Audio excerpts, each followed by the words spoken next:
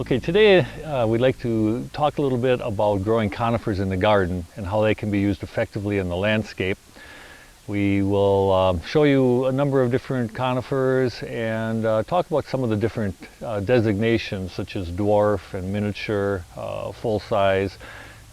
Each one has a very specific meaning, and it's important to understand that when you're purchasing a conifer that you get the right spacing. Because we need to look ahead many years. We don't want to be moving these things later. First off, we have a good example here of a miniature conifer. Now, miniature in the world of conifers refers to the rate of growth per year. And normally that will be maybe 1 to 2 inches of growth in a given year, and no more than that. So 10 years from now, this plant still isn't going to be much more than a foot tall. And therefore some of these conifers of the miniature variety can be placed fairly close together. As we look over here now, we're seeing one of the spruces. This actually would be considered a dwarf. Now, dwarf conifers will have a growth range closer to 2, 3, 4 inches, maybe 6 inches at the most. And this would be an example here of this year's growth, and that's probably pushing 4 to 5 inches, and that is it. Okay, now we're looking at another interesting conifer form. That would be the weeping conifers. This particular example we're looking at here is a weeping Norway spruce.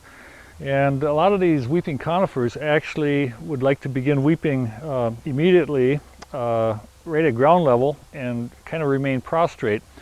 So in order to get some height to these before they bend and turn, they're oftentimes staked and trained vertically until you've attained the height you would like.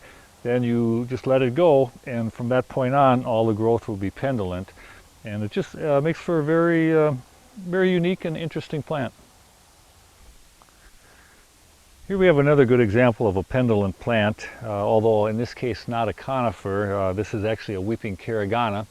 So this is going to lose its leaves during the winter, but it has just a beautiful weeping habit to it. As it hits the ground, it will continue to sprawl out. This also could be trained a little higher here by pruning, and you would have an umbrella look to it. Another area of interest with conifers is going to be like the year-round color that we see here, the golden tips in this case. Also the thread leaf nature of the needles here adds some interest.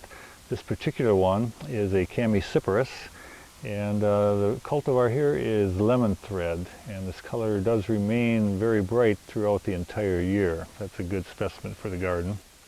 Another example of some good color from a conifer is this juniper here called gold cone, and this one will stay quite narrow in nature, and it retains the golden foliage here throughout the year. Doesn't take up much room in the garden, and just another wonderful specimen. Today we've seen examples of quite a few different types of conifers. We have quite a few others growing at Rose Hill Gardens also, and you're welcome to stop out anytime, May through September, take a look, walk through our gardens and see the conifers on display, get some ideas for your own garden.